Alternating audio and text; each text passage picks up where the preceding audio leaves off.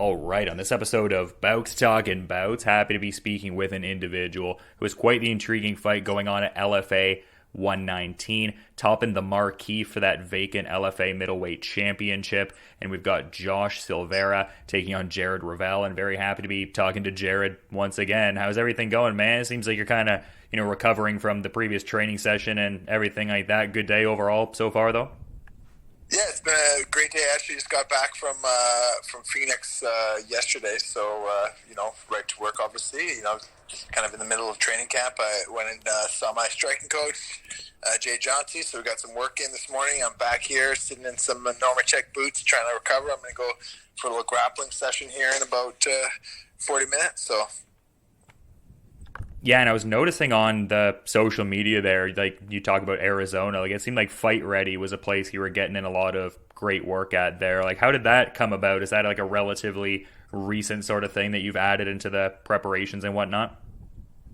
Honestly, probably I guess last May, just at the same agent as Eryk Anders, and they kind of linked us up, and I went down for his last fight and helped him prepare. He was fighting Darren Stewart. And so I went down there for about 3-4 weeks, right? And it kind of just got acclimated and was training, with him and helping him prepare for his fight, right? So, just obviously got connections down there. And then he had another fight booked. I think it was for the 13th of November. And just due to COVID, some issues happened. But I was down there. And then at the same time, just one of the, El Capitan, he had a call from Joe Silva, and then ends up, that's how I got the fight for the LFA opportunity, right? So I've just been down there, and I just came home kind of for the last couple of weeks just with my coaches just to make sure that, I got everything nailed down and ready to rock. Yeah, well, it sounds like you've got a best of both worlds kind of thing almost. You still have like the core kind of base gym and stuff like that, but getting in that kind of like international sort of cross training, and as far as like so many people coming in and out. Definitely helps out and, adds to my game, right? And then come home and just, sharpen the last little details for the fight, right, with my crew.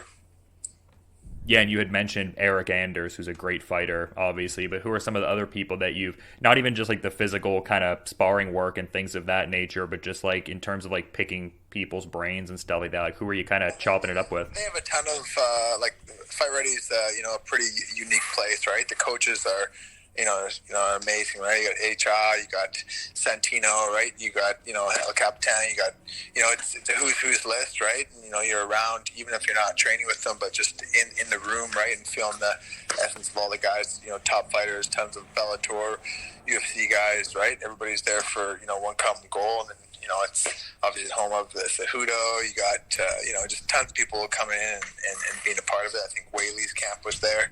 So there's, the energy's just different, right? So it's nice.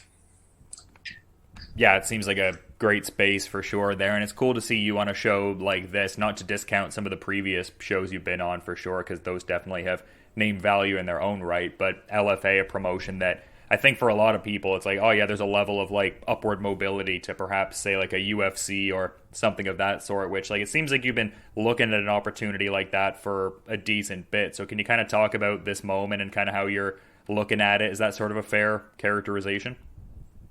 Yeah, for sure. I think the last couple of years I've kind of been right there, and definitely my last fight I think was a huge fight for me, and I think I've been knocking on the door and just kind of waiting for that opportunity, right? And whether or not it's just due to logistics and just the whole COVID happening and no fights happening in Canada, right? Stuff like that, it's made it maybe a little harder for that, right? But I think I'm right there, and this just gives me another stepping stone, right? Another opportunity. Yeah, and that fight with Sergio Moraes, definitely a key one, as you mentioned. I mean, just, a resume that reads quite well. World champion in jiu-jitsu, 14-fight UFC veteran, and you put on a very comprehensive performance against him. So just all those factors considered, like what were your main takeaways from that Taura MMA 10 fight?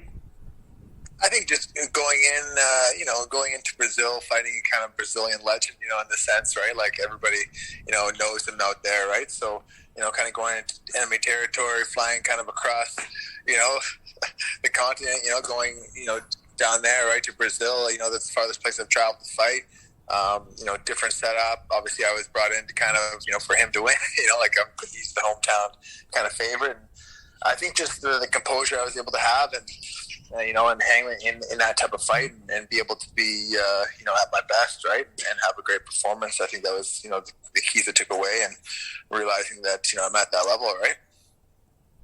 Yeah, I mean, you mentioned the dynamic of like bringing you in and stuff like that. I mean, you don't strike me as a guy that would necessarily have like a chip on your shoulder kind of thing, but is there any level of motivation in that kind of a situation, or just purely looking at it like a competitive kind of thing and that isn't entering the mindset? I'm just a huge competitor, man. I just love to compete, and I love when, I'm going up against somebody with, where there are lots of elements of puts my back against the wall, just elevates my game, and I have to be at my best, right? So I think that just fuels my fire in the sense of my competitive drive, and wanting to see what I'm kind of made of, right, and see what can be brought out. Yeah, no doubt. And when we were talking ahead of that fight, you were saying it was going to be the first time you were set to visit Brazil, and you were sort of like, I don't know, just with the pandemic, I'm not really sure what it's going to be like necessarily. Like, what was the experience like overall visiting Brazil? I actually had a really good experience, overall. Like, we weren't allowed to leave the hotel in a sense. Like, we were in a bubble. Yeah. We did kind of get out to do a weight cut in a pretty scummy, just because there was no, they had nothing. Nothing was open, right? Like, no hot tubs, no saunas anywhere. So we ended up going to a pretty skeezy place, right? But it worked out. It was an experience for sure, right? And after, so I think up into the fight, I was the gringo coming in to get beat up, and or before the fight, and then after, it was I had nothing but people were super amazing to me, and the promotion did really well. So, they obviously wanted me to come back and fight for the title, so they were being very regardless of, I know there had been some problems, people talking about Taura, but they were super great to me. All the Brazilians were amazing to me after. We even had somebody, I got a guy named Pedro. He took us around and showed us the next day. It was a great experience for me. It's a trip of a lifetime. Go down to some place like that and then get a huge win, and then also get to explore the next day. And we did it up for sure.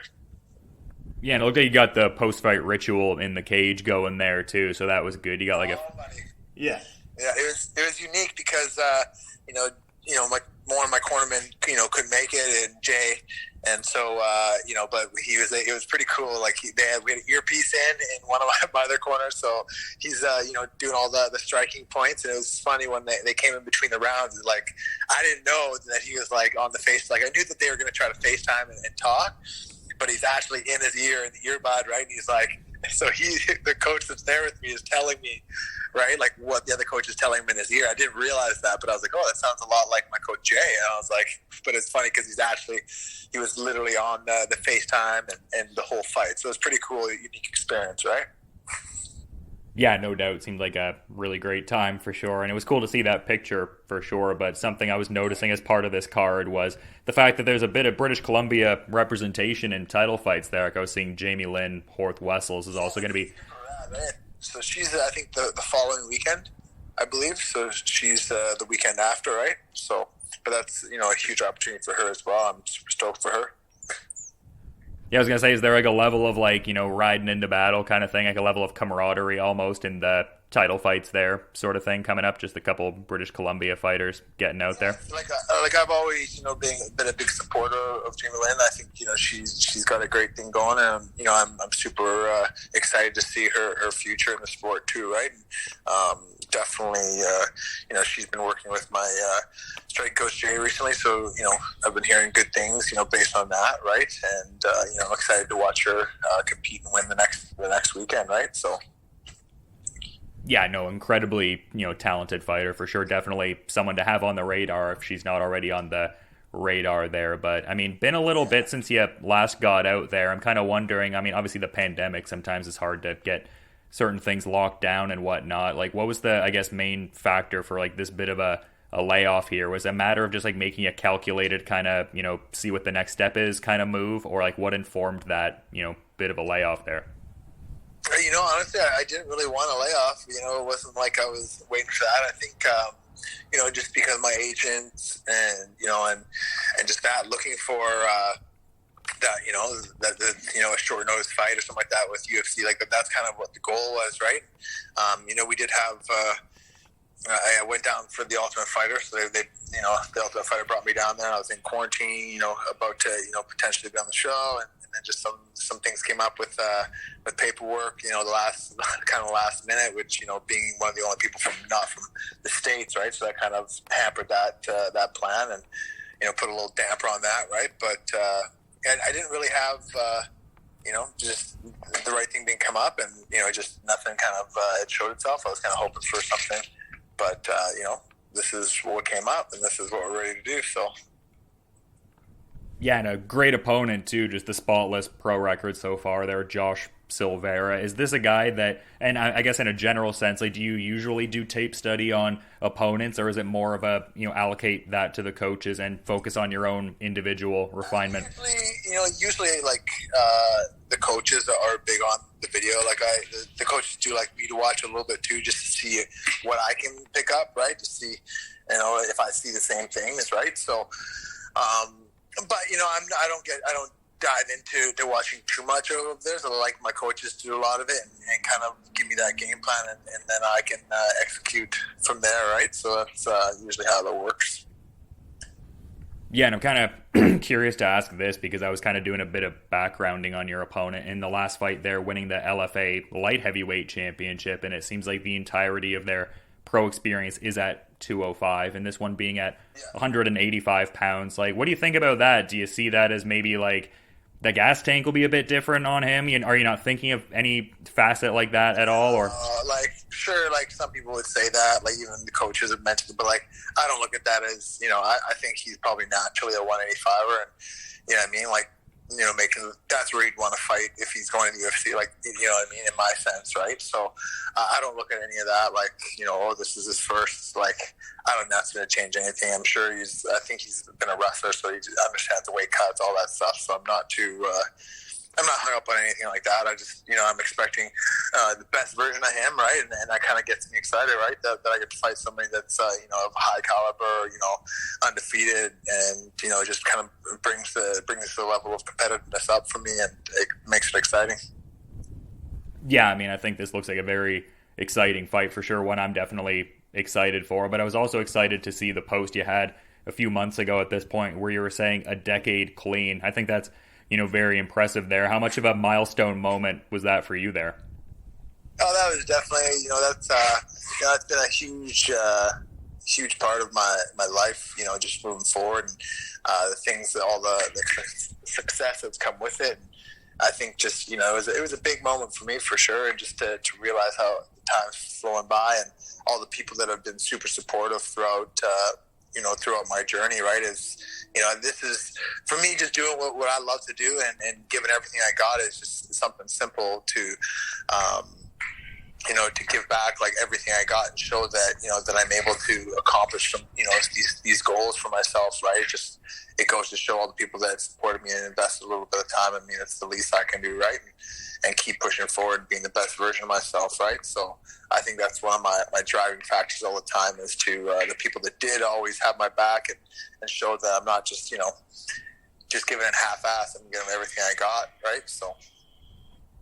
Yeah, it's a great way to use the platform for sure, because maybe if someone's in like a tough spot in their own regard, they can look at the success you've had and what you're doing and draw inspiration from that. But it seems like you really use your platform for stuff like that too, like in the Instagram bio, the smash the stigma van.ca kind of shout out there. And yeah, well, I think like it's like for me, I'm not sometimes people that know me say I don't do enough on social media, all those things, but if those little moments, the things that actually mean a lot to me, right? And help in any situation I can, right? And obviously smash the stigma. It's, if you do know my social media, like Pistol Pete, my little cousin, he's got autism, and he's one of my, my best homies, right? So, if anything that I can do to kind of give back to that community too, and help other people that need help, I think that's one of my biggest strengths that I can do is help people when it's needed, right? So whatever I can do and give my time or anything like that, I'm the first to do it. So. Yeah, well, you mentioned Pistol Pete. I mean, it always fires me up whenever you post the photos. It always seems like you guys have just such a great time getting up to different activities. And I thought it was cool that he came through for some jits a little bit ago there. Is that looking to be, yeah. That was like, it was one of the coolest, like, I never, especially because he can't walk, right? So he's on his knees and he's running around the room trying to, like, run on his knees, right? It was like, it was one of the, like, coolest moments for me, for sure, in all my time, like, watching. I've taught a lot of kids. I've done a lot, I've taught hundreds of adults and kids, right? And it was one of the cooler experiences for me to see somebody sharing my passion, right? So, yeah, man, that was a moment for sure. Yeah, exactly. I mean, you mentioned some of the maybe, limitations with the mobility, but I mean, jiu-jitsu, a lot of technique you could impart even in that kind of context there. So, I mean, is this something he's taken to a bit? Like, is he looking to get some more sessions in there and stuff like that? Could this be like a... He wrestles like his brother and, his, my cousin's fiance. He wrestles them like, he loves to wrestle and fight, right? He thinks it's like the coolest thing ever. He's always in it, right? I think that's another like huge why for me is like you look at somebody like that doesn't let those limitations hold him back, and how dare I, like, if I have the ability to to show up to practice, or like why would I take a day out? Like if I can do all these things, why would I even, like, it's almost ignorant of me not to give everything I got and try my best, and when I have the ability to do them, right? When somebody like that is still pushing through and doing it. So he's always been a huge why factor for me, and kind of motivated, inspiration for me to pull from, right? Yeah, I think it's awesome for sure. Like, is he going to be checking out this fight here? I imagine it's going to be maybe a bit of a watch party with some friends and family and all that. Just what's funny is, like, I'll probably post a cool picture they took. Like, he's interesting. Like, when he watches me, like, fighting, sometimes he doesn't like it because it's like he gets a little, nervous. But then he wants to watch by himself. He doesn't like people around. So, like, yeah. And they were watching on the laptop last time. He literally got right in the middle, and he pushed everybody back. Like, he wants control, right? And it's, they were telling me how he's rattling when I won. He's was shaking and so it's like that means the world to me, man. It's and all the support I get. Like, I have tons of from my back home in Manitoba. I have tons of support there. All the people that support me out, from out here, the new families that I have out here, right? And the people. But the support is always, to me is shocking, and I'm super humble about it. I love it, and it really brings me back down and makes me feel, full of gratitude, right? Yeah, it got me smiling from ear to ear. I love talking about stuff like that. I think that's a great note to, end things off on there. You've been great with your time, but, just in the interest of, putting the ball in your court, is there anything maybe you might want to add as a parting thought as we're wrapping up that perhaps didn't get mentioned? Overall, I just think, everybody that, that I train with, all the coaches, everybody, all the people that, all the fans, if you want to call them that, or just people that support me, right? Family, friends, everything, I just love to, give a big shout out to them, right? That's, everybody's a part of this. It's not just myself going in there, right? I feel the army behind me, right? So that's what's up. And, check out the Revel going to the States, bringing on the LFA title. People can check that out on UFC Fight Pass. It is LFA 119 going down on December the 3rd. And yeah, great getting you on the show to get some insights ahead of this key fight, man. I'll be, checking that out for sure. And yeah, best of luck with the remainder of the preparations, and have a good rest of your day too, Jared. All right, man. I appreciate the chat.